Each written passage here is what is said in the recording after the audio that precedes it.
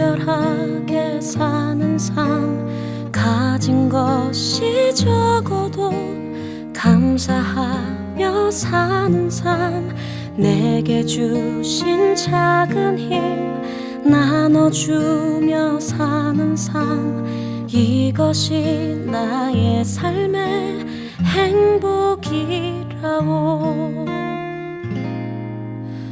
나는 여호와니라. 나는 여호와니라. 내가 하나님이잖아. 내가 너의 하나님이라니까. 너는 내 백성이라니까. 그러니까 모퉁이의 것까지 다 따가지고 내가 돈을 만들어 먹어야지. 그게 아니라 걱정하지 마. 나누어 줘. 베풀어 줘. 내가 너의 하나님이라니까. 내가 네 여호와니라니까. 하나님 계속 말씀하시는 거예요. 그죠? 그거 안 말씀하셔도 되는데 계속 그 단원마다 계속 나는 여호와라. 나는 너의 하나님이라. 너는 내 백성이라. 계속 이야기하고 계시는 것을 볼 수가 있어요. 얼마나 말을 안 들었으면 계속 강조하시는 거예요. 계속 내가 너 여호와야. 저도 말씀을 이렇게 보면서 그래, 얼마나 우리가 이거를 잘 귀담아 듣지 않았으면 또 강조하시고 또 강조하시고 또 말씀하시고 계속 이야기하시는 걸 볼 수가 있어요. 자, 그래서 레위기라고 하는 것은 사실 창세기 출애굽기까지는 잘 가다가 레위기에서 포기하는 사람들이 많이 있어요. 맨날 뭐 죽이고 잡고 뭐 피를 뿌리고 막 흔들고 올리고, 그죠? 어떻게 먹어야 되고 어떻게 죽여야 되고 막 맨 그런 얘기가 나오니까 용어도 힘들고 어떻게 해야 되는 규칙을 이야기하다 보니까 규칙은 사실 딱딱하잖아요. 그죠? 예, 규칙 좋아하는 사람 있어요? 별로 다 안 좋아해요. 그러다 보니까 레위기에 와서 거의 블랙홀이야. 그냥 사랑하는 자에게 잠을 주시는구나. 그래서 잠을 계속 자는 거야. 포기하는 거야. 뭐 상상도 안 돼. 읽어보면 무슨 얘기하는지 상상도 잘 안 되고, 그런 레위기를 지금 오늘 할 거예요. 그러니까 얼마나 졸리겠어요. 그래서 졸린 분들은 저 일어나가지고 저기 지송이 옆으로 가시면 될 것 같아요. 여기 영선이 옆에도 괜찮네. 자, 레위기가 중요합니다. 중요해요. 그래서 일단 레위기를 하고 민수기를 넘어가려고 합니다. 자, 모세오경이 뭔지 아시는 분 있어요? 모세오경 정도는 제가 알죠. 유대인들이 이거를 토라라고 그래요. 토라를 모세오경, 모세가 썼다라고 해서 창출, 레민신, 창세기, 출애굽기, 레위기, 민수기, 신명기를 모세오경이라고 해요. 자, 창세기 하면 우리 다 알죠? 천지창조, 인간의 타락, 그리고 하나님의 언약. 자, 이게 천지창조, 이게 창세기예요. 그러니까 너무 어렵게 생각하지 말고 토라 그러면은 창출, 레민신, 창세기, 출애굽기, 레위기, 민수기, 신명기인데, 창세기는 천지창조, 인간의 타락, 그리고 타락을 하고 끝나는 게 아니라 하나님의 언약을 주시죠. 왜? 구원해야 되니까. 그게 창세기예요. 그 다음에 출애굽기는 뭐예요? 출애굽기는 이제 하나님의 언약을 한 그 언약의 백성들, 그래서 하나님의 백성, 하나님의 나라. 그래서 하나님의 나라에 하나님의 백성이 하나님의 나라에 들어가기 위해서 하나님의 나라에 이제 속한 자로서 출애굽, 엑소두스, 애굽에서 이제 나와서 하나님의 백성으로 하나님을 나의 하나님으로 삼는, 그래서 율법이 있는 거예요.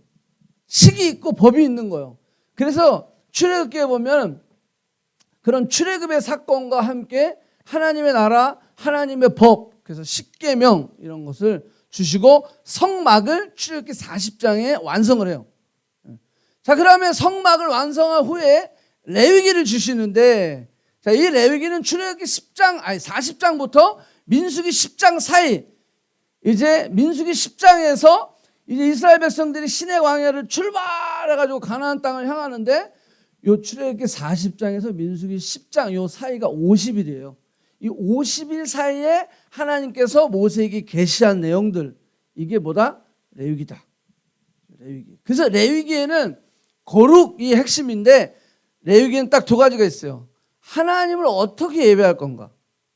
예배의 식에 대한, 하우에 대한 이야기가 나오고, 두 번째는 뭐냐면 하나님을 예배하는 하나님의 백성들이 그러면 어떻게 살 것인가가 나와요. 하나님의 백성이 하나님 예배하고 그 예배의 식대로 하나님 앞에 예배하는데, 그런데 예배만 드리고 끝나는 게 아니라 이렇게 썬데이에 예배대로 끝나는 게 아니라 그럼 우리가 위크데이에 어떻게 거룩한 자의 삶을 살아갈 거냐. 그래서 아까 읽은 지금 본문 말씀에 보면 너희는 내가 거룩하니 너희도 거룩하라 라고 말씀하시면서 뭘 얘기하고 있어요? 부모를 공경하라. 안식일을 지켜라. 내 규례를 법도를 지켜라. 그러면서 사람과 사람 사이에서 어떻게 살 건지를 이야기하고 있다는 거예요. 다 추수하지 말고 남겨둬라. 들고 가다가 이삭이 떨어지면 줍지 마라. 왜? 가난한 사람, 힘든 사람 이런 사람들이 주워갈 수 있도록 해라. 자, 이게 어떻게 살 건지를 이야기하고 있는 거예요. 레위기. 그 다음에 이제 우리가 지금 요즘 읽고 있는 민수기. 자, 민수기는 민수기 10장에 이제 출발해가지고 11장부터 출발을 해요. 출발해서 가면서 이제 광야 40년 동안 율법을 어떻게 지키고 있는지, 지켜왔는지 그 내용들을 계속 기록한 거예요. 그러니까 민수기는 바로 율법을 사는 이스라엘 백성들의 모습을 담고 있어요. 자, 그 다음에 신명기가 마지막인데, 신명기는 뭐냐면 모세가 죽기 전에 이제 하나님께서 40년을 이제 다 마쳤어. 이제 마치고 이제 요단강을 건너서 가나안 땅을 들어가는 거야. 가나안 땅을 들어가는데 그때 이제 모세가 쓴 게 신명기란 말이에요. 근데 이 신명기는 이 레위기를 재해석한 거예요. 재해석해서 40년 살아봤잖아. 그죠? 살아봤으니까, 그리고 40년 동안 살면서 광야에서 태어난 제너레이션, 뉴 제너레이션이죠. 세컨드 제너레이션. 이거를 만나 제너레이션이라고 그래요. 그래서 광야에서 태어난 이 제너레이션을 향해서, 왜? 출애굽을 해서 나온 사람들은 가나안 땅에 누구 들어갔어요? 다 죽고 60만 3,550명이 나왔는데 60만 3,550명이 이제 장정만 60만 3,550명이에요. 요 사람들이 나왔는데 다 죽고 2명만 살았어. 여호수아, 갈렙. 그러니까 신명기는 누구를 향해서 썼냐면 광야에서 태어난 애들이야. 뉴 제너레이션을 위해서 신명기를 기록했다. 자, 이제 다 끝났죠? 이렇게 여러분들 토라, 모세오경을 이렇게 정리를 한번 쫙 해놔야 돼. 그래서 레위기는 출애굽기 40장부터 민수기 10장 10절까지 통째로 한번 읽어볼 필요가 있어요.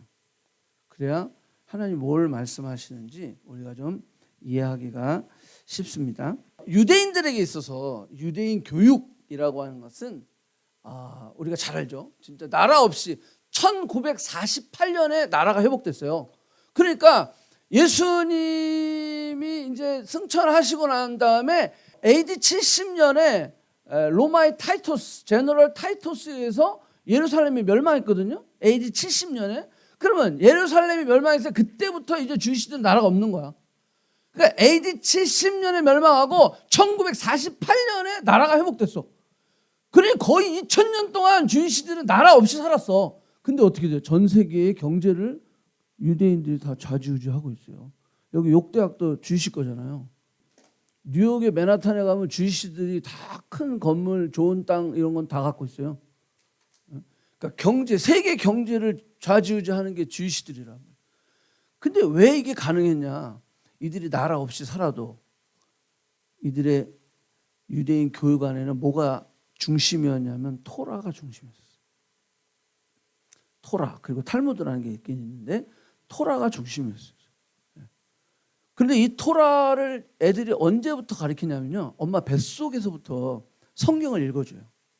13살까지 계속해서 토라를, 그 다음에 탈무드를 반복해 주는데 5살이 되면, 5살이면 지금 에스더 다음 나이인가요? 그죠? 5살이 딱 되면 이제 SK예요. JK에서 SK로 넘어가면 그때서부터 이제 토라를 본격적으로 가르쳐요. 그런데 그게 제일 먼저 가르치는 책이 뭐냐면 레위기예요. 우리는 블랙홀인데 그걸 5살 애들한테 가르친단 말이야. 그러니까 우리는 어떻게 돼요? 그럼 나도 한번 해봐야지.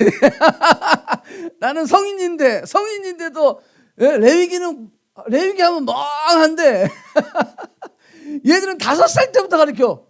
물론 요즘 현대식의 어떤 유대인 가족들은요, 별로 그렇게 토라에 그렇게 관심을 갖진 않아요. 근데 지금도 정통주의 유대교 애들은요 진짜 정확하게 다 가르쳐요. 어쨌거나 이들이 5살이 되면 이 레위기를부터 가르쳤는데 왜 레위기를 가르치냐면 이 모세오경 중에 레위기의 가장 핵심적인 게 뭐냐면 우리가 하나님과의 관계에 있어서 어떻게 예배해야 되는지 이게 아이들한테 굉장히 중요하다는 거예요. 너가 하나님과의 릴레이션십에 있어서 어떻게 how we worship God, how we connect with God 그걸 가르치는 거야. 그리고 아까 뭐라 그랬어요? 어떻게 우리가 살아가야 되는지를 가르쳐 주는 거야. 그러니까 어렸을 때 꼬마 애들부터 그걸 가르치는 거예요. 그러니까 여기 보니까 오늘 읽은 말씀도 보면 굉장히 이 경제적인 부분도 이렇게 살아야 되는구나, 이렇게 베풀어야 되는구나 이런 것을 다 가지고 가는 거예요. 여기 심지어는 보면은 너희가 원수를 갚지 마라. 그 원수를 하나님께 갚아주신다는 거. 늘 우리 한국 사람은 뭐죠? 한 많은 민족이라고 그러잖아요. 그리고 아시아는 늘 그렇잖아요. 좋은 영화들 보면 다 복수를 갚는 리벤지 이런 영화들이 보면 꼬마애가 여자애가 막 이렇게 문창수 이렇게 아버지 죽는 걸 봐. 그런 다음에 막 그래 복수 문신 있는 쟤 내가 늘 그런 스토리야. 그러니까 발전을 안 하는 거예요. 근데 유대인들에게 있어서는요 이 토라 교육을 쫙 하다 보니까 여기 내용 자체가 복수해라, 야 그건 너도 억울한 거지, 갚아줘라, 막 이런 게 없잖아. 자기가 이런 내용들을 이렇게 어렸을 때부터 접하게 되면서 신앙교육이 가장 먼저 시작이 되고 신앙교육이 성장해서 인성교육으로 바뀌어요. 어떻게 살아가야 되는 거야. 이게 인성이잖아요. 그죠? 신앙, 인성. 그리고 나면 아이들에게 이제는 학습적인 능력들이 키워지기 시작하고 우리가 잘 아는 국영수 뭐 어쩌고 이런 것들을 하기 시작하는 거예요. 자, 오케이. 레위기는 영어로 그 리비디크스라고 해가지고 발음도 잘 안 돼. 그 리바이라고 하는 것이 레위인이라는 뜻인데, 근데 이 원래 오리지널 뜻은 뭐냐면 그가 부르셨다라고 하는 뜻이에요. 그가 부르셨다. 그래서 여호와께서 회막에서 누구를 불러요? 모세를 부르시고 그가 부르셨다라는 뜻이에요. 그래서 레위기에는 하나님이 말씀하셨다라고 하는 것이 챕터면 하나님 말씀하셨다 쭉 말씀, 하나님 말씀하셨다 쭉 말씀해요. 이게 35번이 나와요. 굉장히 많이 나오고 레위기 안에 하나님의 말씀, 그 하나님의 말씀이 무엇인지를 우리가 깨닫는 것, 그걸 이해하는 것, 그것이 되게 중요하다. 자, 그림 한번 보내주세요. 자, 이게 너무 잘 안 보이지만 그냥 크게 맨 아래는 뭐라고 써 있냐면 거룩이라고 써 있어요. 거룩. 레위기 전체를 한 단어로 얘기하자라고 한다면 오늘 제목이에요. 너희는 거룩하라. 거룩이라고 하는 거예요. 자, 여기에 보면은 17장을 중심으로 해가지고 이 왼쪽은 어떻게 우리가 거룩한 백성이 되는지, 정결하게 되는지, 속죄를 어떻게 해야 되는지. 자, 그 부분이 17장까지 나와 있고 18장부터는 뭐냐면 이제는 우리가 어떻게 살아야 하는지. 그래서 속죄를 받고 그 다음에 18장부터는 회복한 우리가 저기를 뭐라고 써요? 하나님과 함께 어떻게 살아가는지. 자, 그 내용들을 레위기에서 쭉 담고 있다라고 하는 거예요. 자, 베드로 사도 역시 우리의 정체성은 거룩에 있다라고 제가 지난주에도 한번 말씀드렸어요. 자, 베드로전서 1장 15절에 보면 뭐라고 했어요? 오직 너희를 부르신 거룩한 이처럼 너희도 모든 행실에서 거룩한 자가 되라. 그죠? 기록되었을 때 내가 거룩하니 너희도 거룩할지어다 하셨느니라. 자, 그리고 베드로전서 2장 9절에 보면 너희는 택하신 족속이요 왕 같은 제사장이요 거룩한 나라요 그의 소유된 백성이다. 그러니까 거룩한 나라인데 거룩한 하나님께 속한 백성. 그러니까 그 백성이 뭐 해야 돼요? 거룩해야 된다. 교회의 영향력은 바로 거룩이라고 그랬죠. 우리 성도의 영향력도 바로 거룩이 회복돼야 된다.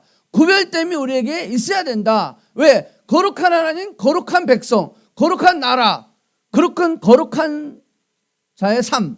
이것이 다 연결이 되어지는 거죠.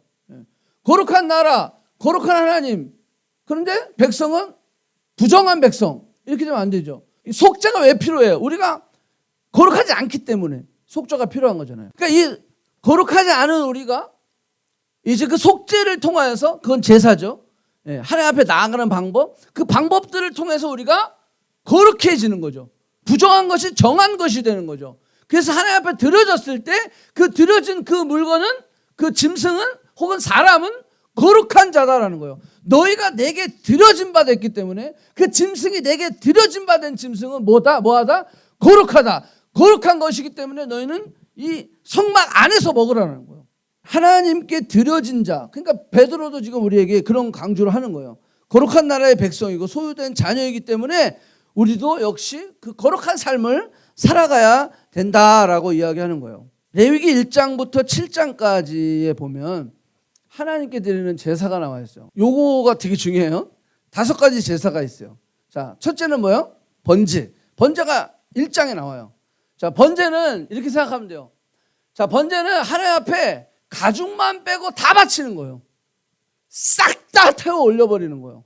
내가 하나님을 향한 예배, 프레이즈, 하나님을 찬양하는 거예요. 그래서 번제는 그 가죽은 빼고, 가죽은 사실 그날 제사장으로 집례한 사람에게 줘요. 가죽은 빼고 모든 것을 다 태워서 하나님 앞에 올리는 이게 번제예요, 번제. 자, 요거는 감사제다라는 거예요. 감사제. 감사하며 드리는 거예요. 프레이즈 하는 거니까 찬양하는 거예요. 슬퍼서 막 하는 게 아니에요. 기쁨으로 감사함으로 하나님 앞에 번트 오퍼링 하나님 앞에 다 올려드리는 거예요. 자, 두 번째는 소제예요. 소제는 곡물로 드리는 유일한 제사예요. 곡물로 드리는. 이것도 감사제예요. 왜? 맥주 감사절, 추수 감사절, 뭔가 열매를 따든지 뭐 하면 땡큐 하면서 하나님 앞에 땡스 오퍼링, 하나님 앞에 올려드리는 이게 소제예요. 소제. 곡물로 드리는 거. 자, 그 다음에 세 번째는 화목제예요. 화목제. 이 화목제는 일부 장기와 그 다음에 기름을 태워 올려드려요. 기름을 이렇게 태워 올려요. 그리고 나머지 살덩어리는 뭐 하느냐? 집례한 제사장이 또 일부를 갖고 섬기는 제사장들과 그 가족들이 먹고, 심지어는 이거는 수평적 제사다 그래가지고 나누어 먹는 거예요. 이게 화목제예요. 그러니까 잘 생각해 보세요. 번제와 소제와 화목제는 감사제예요. 기쁨으로 감사함으로 함께 나눠 먹고 막 하는 제사. 자, 근데 2개 남았죠. 속죄제와 속건제는요, 회개의 제사예요. 잘못했어요. 내가 저 사람의 물건을 내가 훔쳤어요. 그러니까 속죄제와 속건제는 거의 같은 죄인데, 그래서 이거는 회개하며 드리는 죄예요. 회개하며 드리는 죄. 하나님 앞에 나아가는 제사가 5가지인데 3가지는 감사제고 2가지는 회개할 때 드리는 죄예요. 근데 이 2가지도 사실은 하나로 거의 합쳐져요. 그러면 상대적으로 우리가 생각할 때 하나님 앞에 나올 때 회개하며 나오는 비중이 큽니까? 감사하며 나오는 비중이 큽니까? 감사하며 나오는 거예요. 자식이 아버지 앞에 나올 때 맨날 아빠 잘못했어요. 미안해요. 안 그럴게요. 다시는 안 그럴게요. 또 잘못했어요. 아버지 죄송해요. 제가 너무 실수를 많죠. 내가 부족해서 그래. 나는 안 될 놈인가요? 막 이러면서 계속 그러고 맨날 아버지 앞에 나올 때 그러면 그 부모가 마음이 어떻겠어요? 너는 어떻게 아빠한테 올 때 늘 죄송하니? 늘 사고만 치고 잘못해가지고 맨날 이러고 나오니? 그럴 거 아니에요. 그죠? 그러니까 우리가 하나님 앞에 나올 때 늘 그냥 회개만 해. 그러면 하나님도 힘들 거야. 그거는. 왜 우리가 이걸 보더라도 하나님은 감사함으로 나오라는 거예요. 시편 100편에 보면 우리가 잘 아는 감사함으로 그 문에 들어가고 찬송함으로 그 궁정에 들어가. 시편 100편 잠깐 띄워주세요. 그 다음 거. 시편 100편에 보면 다윗이 어떤 상황 가운데서도 이렇게 고백하는 그 모습을 볼 수가 있다라고 하는 거예요. 온 땅에 여호와께 즐거이 찬송할지어다. 기쁨으로 여호와를 섬기며 노래하면서 그 앞에 나아갈지어다. 여호와가 우리 하나님이신 줄 너희가 알지어다. 그는 우리를 지으셨고 우리는 그의 백성이고 그의 기르시는 양이로다. 아멘. 감사함으로 그 문에 들어가고 찬송한. 여러분 이 내용을 한번 보면 어디 슬픈 구석이 있습니까? 근데 왜 교회 올 때 여러분들 막 축상을 하고 오죠? 그 왜 그런지 아세요? 오기 전에 자꾸 육체적인 어떤 뭔가 그 에너지를 밖에서 다 쓰고 여기 오니까 막 지친 거야, 힘든 거야. 교회 오기가 싫은 거야. 막 교회 올 때 그런 게 아니라 교회 와서 하나님 앞에 감사함으로 기쁨으로 드릴 수 있도록 여러분들 몸과 마음과 이 컨디션을 준비하셔야 돼요. 그냥 교회 올 때는 막 그냥 죽겠어 그냥 막 천근만 그냥. 근데 하나님 원하시는 예배가 뭐예요? 감사함으로 나오라는 거예요. 즐거움으로 나오라는 거예요. 기쁨으로 나오라는 거예요. 물론 우리가 나와서 정말 하나님 앞에 정말 하나님의 임재 가운데 들어가기 위해서 우리가 회개 기도를 하죠. 하나님 지난 한 주간 동안도 우리가 알고 모르고 지은 죄가 있어요. 하나님 생각나게 해주세요. 그럼 생각날 때 그걸 토해내는 거예요. 기도하는 거예요. 그래서 예수 그리스도의 십자가의 그 보혈의 공로로 죄 씻음을 받는 거예요. 그리고 나서 아까 뭐라 했어요? 우리가 회복이 되면 하나님 안에서 우리가 다시 한번 부정한 것이 정결하게 되면 이제 하나님의 성소 안에 들어가는 거예요. 이게 예배의 모습이야. 그러니까 이것을 우리가 가지고 있어야 돼. 이것을. 아, 예배는 이런 것이구나. 신약에 보면 어떻게 예배드려야 되는지 구체적인 내용이 없어요. 그런데 구약에는 이 예배의 방법과 마음 자세와 이런 것까지도 디테일하게 다 나와 있기 때문에 우리가 신약 은혜의 시대를 살고 있으면서 레위기를 공부하는 거예요. 자, 또 하나는 아까 잠깐 그림이 넘어갔는데 제사의 방법이에요. 화제로 드려라 그러면 불을 태우라는 거예요. 거제로 드려라라는 거예요. 이 거제는 들어 올린다. lift up이에요. 하나님 받아주세요. 그래서 들어 올리는 거죠. 왜 우리가 그 라이언 킹 보면 그 심바가 이렇게 들어 올리잖아요. 그게 거제야. 들어 올리는 거예요. 하나님께 받아. 자, 요제는 뭐예요? 흔들어는 거거든요. 흔들어 주는 거예요. 이 흔드는 거는 사실 어떤 의미냐면 여러분 특별히 화목제 같은 경우는 일부 내장과 그 다음에 기름으로 태워 올리잖아요. 그럼 고기는 어떻게 할까요? 우리가 먹는다고 그랬죠. 근데 그냥 먹는 게 아니라 요제로 받는 거예요. 흔들어서 받는 거예요. 이렇게 받는 거예요. 그래서 이제 그것을 먹을 수 있는 거예요. 그걸 요제 흔든다라고 표현하고 있어요. 그 다음에 또 뭐예요? 전제가 있죠. 전제는 피를 뿌린다든지 기름을 뿌린다든지 아니면 포도주를 뿌린다든지 이런 걸 전제라고 그래요. 전제로 부어드린다라는 표현을 하잖아요.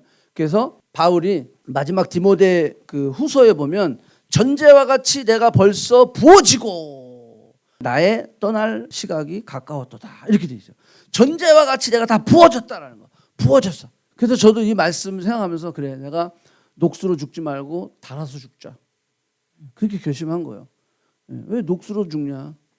하나님 주신 몸 끝까지 다 달아 없어져 버릴 수 있도록 그렇게 신앙생활을 하다 가야 되겠다.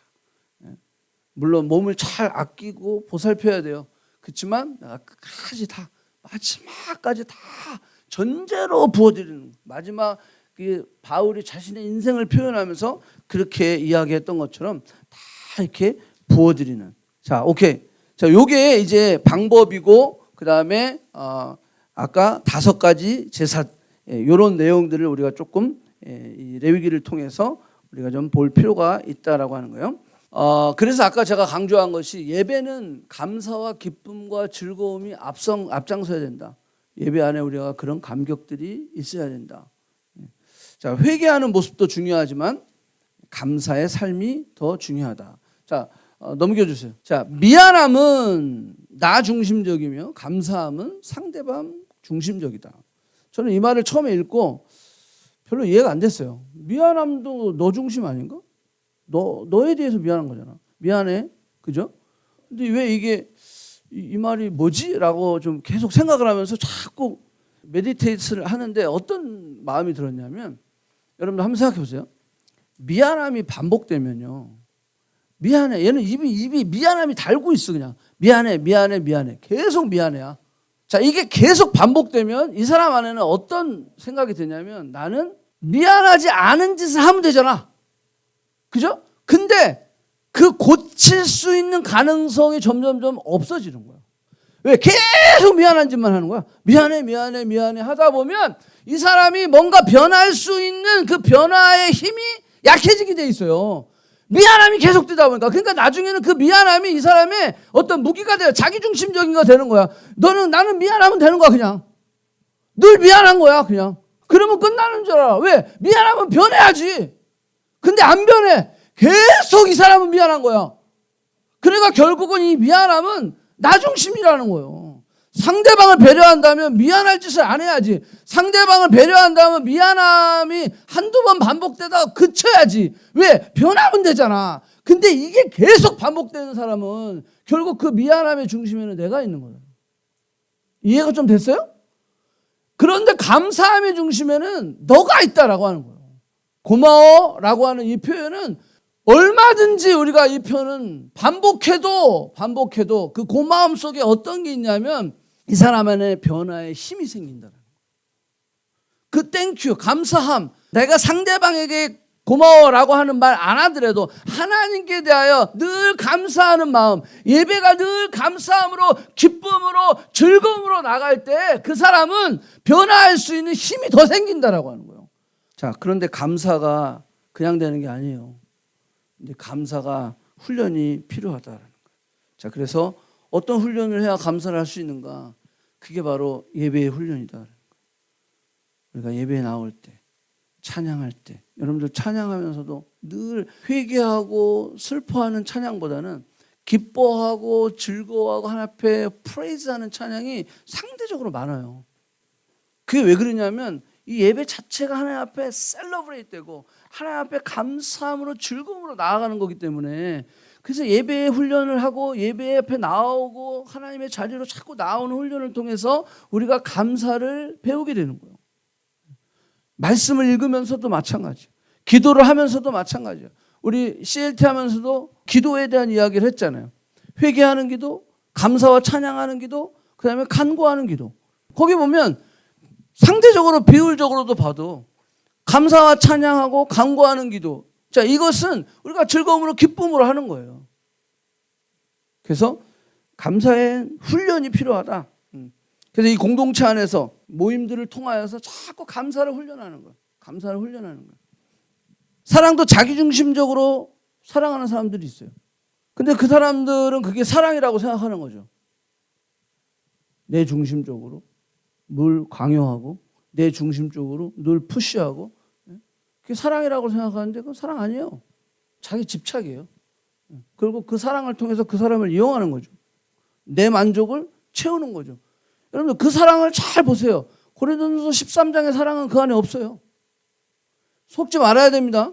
남자든 여자든 이성을 만나고 여러분 나중에 결혼을 할 때도 마찬가지예요. 이 사랑이 진짜 사랑인지 이게 자기중심적인 사랑인지 이게 정말 하나님 중심적인 사랑이고 나를 배려하는 사랑인지 고린도전서 13장의 사랑이 그 안에 있는지 보세요. 딱 보면 알아. 그러면 이거는 사랑이 아니네? 판단할 수 있어요. 그러니까 거기에 속으면 안 된다라는 거예요. 고린도전서 13장의 내용을 여러분들 한번 쫙 보면서 여러분들 그런 고민이 있는 사람들 한번 읽어보세요. 내 이 관계 가운데 이 사랑이 있는지. 자, 그래서 거룩한 사귐이 있는 하나님과의 관계. 우리 공동체는 미안해하고 죄송해하는 것보다 더 많이 고마워하고 더 많이 감사하는 공동체가 되어야 하는 것이다라는 거예요. 어떤 사람이 이런 이야기를 하는 사람이 있어요. 나는 사랑받지 못했어요. 그래서 목사님이 이야기하시는 그 거룩한 공동체 안에서 사랑을 나누기가 너무 어려워요. 왜? 받은 게 없으니까. 저는 우리 부모로부터 저는 그런 사랑을 받은 적이 별로 없어요. 그런 사람들이 있어요. 근데 그건 속는 겁니다.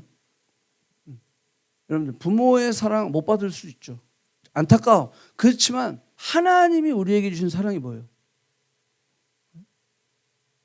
친구가 자기의 목숨을 버리면 이에 더 큰 사랑이 없느니라. 이에 더 큰 사랑이 없는 사랑을 우리는 이미 받았어요.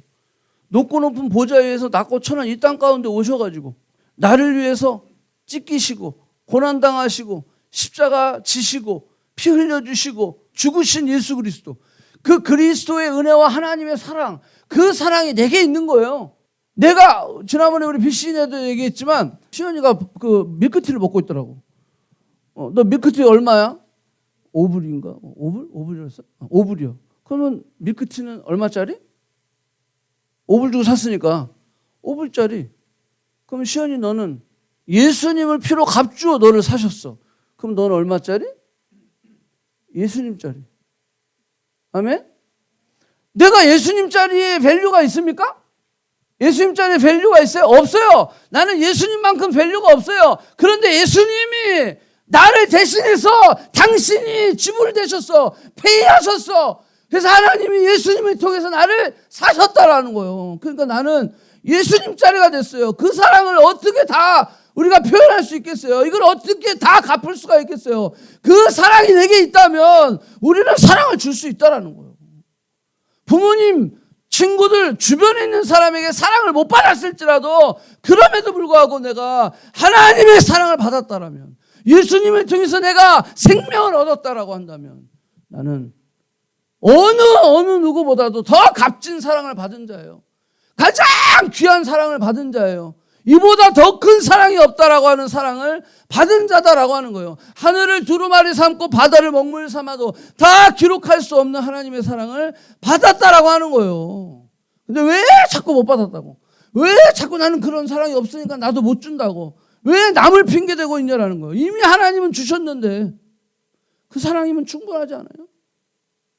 그 사랑이면 이나프하잖아요. 그러면 그 사랑으로 우리는 살아갈 수 있는 거예요. 그 사랑으로 우리는 거룩한 사귐을 할 수 있는 거다라고 하는 거예요. 왜? 하나님 사랑만이 아가페의 사랑이기 때문에 그래요. 하나님의 사랑만이 조건 없는 사랑이고 영원한 사랑이고 변하지 않는 사랑이기 때문에 그래요. 세상 사랑은요, 변해요. 조건이 있어요. 자기중심적이에요. 그러니까 늘 갈등이 생기는 거야. 그래서 부부도요, 하나님의 사랑 안에 충만히 거하지 않으면요, 갈등이 생기는 거예요. 그래서 하나님 사랑 안에 충만히 거할 때 그 부부의 관계도 더 깊어질 수 있는 것이다라고 하는 거예요. 아멘. 자, 오케이. 자, 레위기에 보면 하나님과 우리 사이에 레이어가 3개가 있어. 하나님과 우리 사이에, 그러니까 3가지 구조로 레위기는 항상 설명하고 있어요. 지성소가 있죠. 그리고 성소가 있죠. 그 다음에 뜰이 있어요.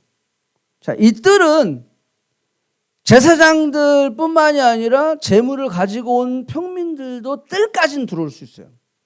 그리고 성소에는 제사장들은 들어갈 수 있어요. 제사장들. 레위인은 못 들어와요. 제사장 들어올 수 있어요. 그러니까 평민과 레위인은 뜰까지는 들어와. 근데 요 성소에는 제사장까지는 들어올 수 있어요. 자, 그러면 이 지성소는 누구까지 들어올 수 있냐면 대제사장만 들어올 수 있어요. 그러니까 3 레이어로 늘 되어 있어요. Most Holy Place, Holy Place, 그 다음에 마지막 뜰. 이거는 그냥 courtyard라고 써 있어요. 영어로는. 그렇게 3 레이어가 3개로 늘 되어 있어요.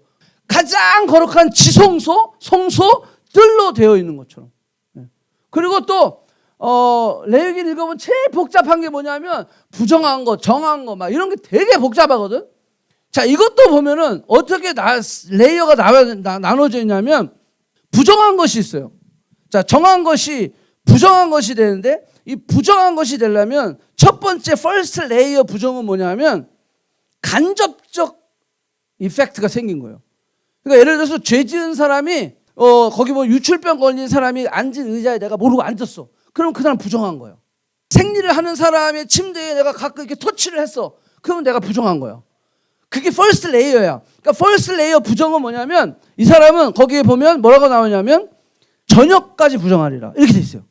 그러니까 첫 번째 부정은 그냥 저녁까지만 있으면 돼. 그러면 치유가 되는 거야.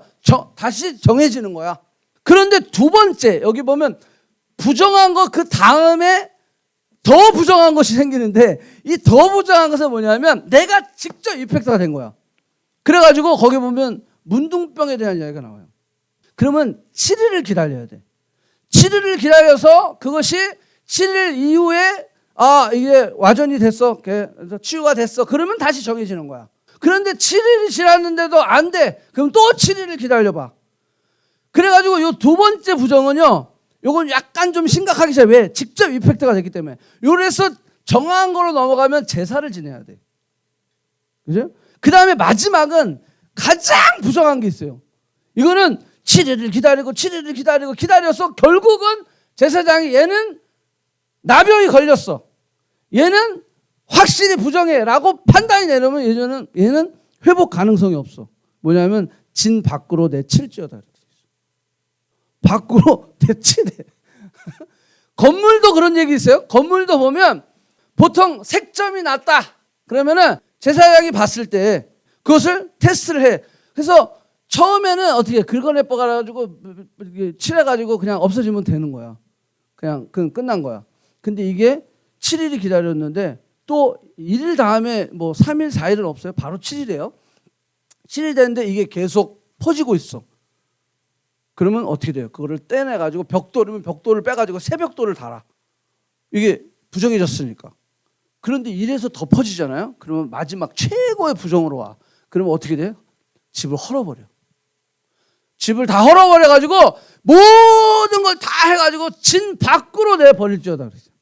자, 그래서 성경에 보면 이렇게 세 가지 레이어로 이렇게 되어 있는 것들을 볼 수가 있어요. 경미한 부정한 것, 더 부정한 것, 가장 부정한 것. 자, 이렇게 돼 있어요. 제가 왜 이런 얘기를 하냐면 구약에는 내가 부정해.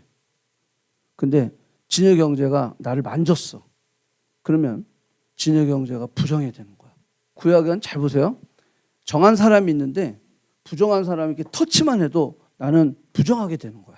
그래서 그거를 놓고 또 하나님 앞에 제사를 드려야 돼. 거기 속죄제라고 나왔는데 속죄제를 드려야 돼. 그런데 보세요. 신약에 오면 예수님이 부정한 사람을 막 만져. 그죠? 부정한 사람 막 만져. 나환자도 막 만지고 막 12에 혈우병 든 여인도 막 하나님 막 가까이 주님 막 이렇게 옷자락도 만지시고. 보통 구약의 개념 안에서는 내가 정한 사람이 부정한 것을 만들면 내가 감염이 되잖아요. 근데 신약에 왔는데 예수님이 그냥 막 만지는 거야. 근데 감염이 안 돼.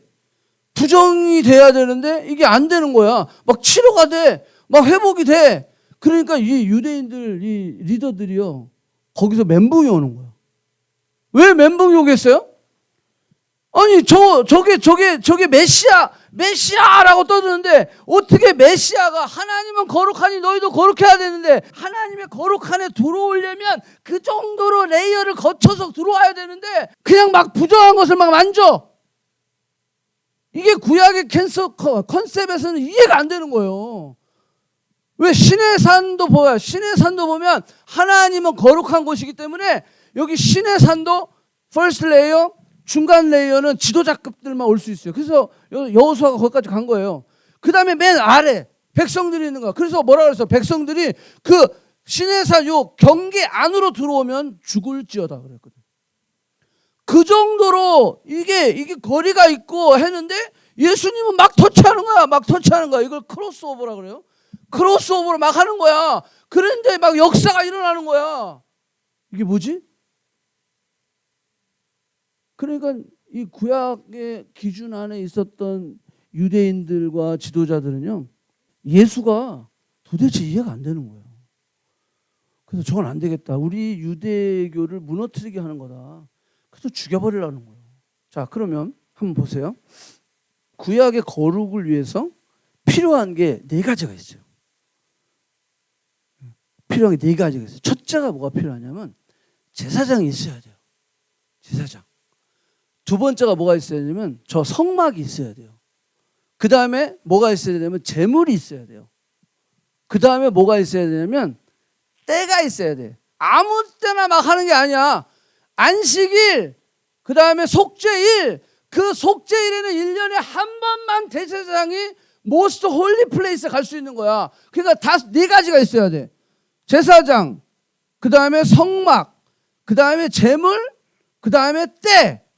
그런데 구약엔 이게 필요해. 근데 신약에 와서 이 네 가지가 누구에게로 다 들어왔어요? 예수님 한 분한테 다 들어온 거야 이게. 자, 예수님이 제사장이에요. 믿습니까? 예수님이 왕 같은 제사장이에요. 왜? 대제사장 되셨다 예수님이. 그리고 예수님 당신이 제물이 되어주셨어요. 그리고 예수님 당신이 교회가 되시는 거야. 성전이 되신 거야. 그리고 예수님 당신이 내가 안식일의 주인이라. 아멘? 그러니까 예수님 한 분으로 이 네 가지가 다 들어와 버린 거야. 그러니까 whoever believe in Jesus Christ, 예수님을 믿으면 내가 너희 안에 있고 너희가 내 안에 있고, 그러니까 우리 그리스도인들은 내가 부정한 것을 다가갔을 때 부정이 올라오는 게 아니라, 구약처럼 우리 거룩한 사귐 있는 우리들은 부정한 것을 만졌을 때 그 부정한 것이 정한 게 돼버리는 거야. 아멘? 이런 역사가 일어나는 거야. 이 조건은 딱 한 가지 있어요. 뭐냐 하면, 우리가 예수 그리스도를 이제 내가 내 안에 산 것이 아니라 내 안에 그리스도께서 사실 때, 내가 거룩할 때만 가능한 거예요. 아멘? 내가 거룩할 때만 가능해요.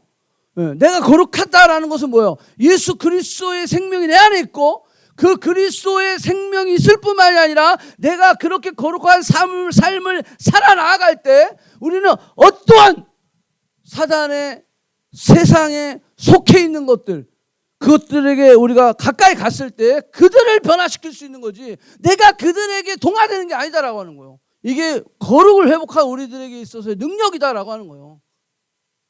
그러니까 우리는 신약시대에 살고 있으니까 내 안에 그 거룩함이 회복될 때, 내가 그것을, 이 세대를 본받지 아니하고 세대가 나를 본받게 해버리는 거예요. 세상이 감당할 수 없는 사람이 되게 하는 거예요. 그런데 내가 거룩한 삶이 없어. 여전히 내 중심이야. 내가 예수님 영접했지만 여전히 내 중심이야. 그랬는데 내 맘대로 막 그렇게 가면요, 나는 그거 따라가게 되어 있어요. 세상의 성공과 세상의 기준에 따라가게 되어 있어요. 그렇기 때문에 내가 세상을 변화시키려면, 내가 이 부정한 것들을 정하게 만들려면 내 거룩한 삶이 회복되어야 되는 거예요. 내가 하나님 중심으로 서 있어야 되는 거예요. 그래서 가능하다라. 우리가 어떻게 거룩하게 될 수 있을까? 하나님 뭐라고 얘기하셨냐면, 너희가 나에게 바칠 때, 너를 하나님 앞에 드릴 때, 하나님 앞에 바쳐진 것은 하나님이 뭐하게 했다라고 그랬어요? 거룩하게 했다라는 거예요. 우리가 거룩하게 할 수 없어요. 우리는 우리를 스스로 거룩하게 할 수 없는 존재예요. 그러니까 자, 중요한 게 뭐예요? 내가 하나님 앞에 온전히 바쳐지는 거예요. 아멘? 내가 온전히 하나님 앞에 바쳐졌을 때, 바쳐진 사람은 어떤 사람이다? 거룩한 사람이다. 왜? 내가 하나님 앞에 바쳐졌다라는 의미는 내 안에 중심이 내가 아니고 하나님이다라는 거예요. 아멘? 예. 그렇기 때문에 내가 세상에 동화되는 게 아니라 세상을 변화시키는 그러한 사람이 될 수 있다라고 하는 거예요. 베풀고 나누어주고 쉐어하고 그런 삶을 살 수 있는 거야. 왜? 내가 하나님 앞에 바쳐졌으니까 내 중심이 이제 내가 아니라 하나님이시니까. 그러니까 나는 아무리 봐도 야 이렇게 억울하지 않아? 이렇게 되면 너무 야 이렇게 살아가면 세상에서 어떻게 성공해? 이렇게 할 수 있거든요. 그런데 하나님이 내 중심이 되시고 내가 하나님 앞에 바쳐진 바 돼서 하나님이 나 여호와는 너희를 거룩하게 하는 하나님이라. 하나님 우리를 받으시고 우리를 거룩하게 하셨을 때 우리는 그러한 영향력을 줄 수 있는 사람이 될 수 있다. 아멘. 하나님 앞에 다시 한번 결단하기 원하는 것은, 영향을 받는 자가 아니라 영향을 주는 자. 이 세대의 빛과 소금으로서 살아갈 때 세상을 변화시키고, 세상까지 너무 멀어. 그러면 내 가정을 변화시키고 내 캠퍼스를 변화시키고 내 직장을 변화시킬 때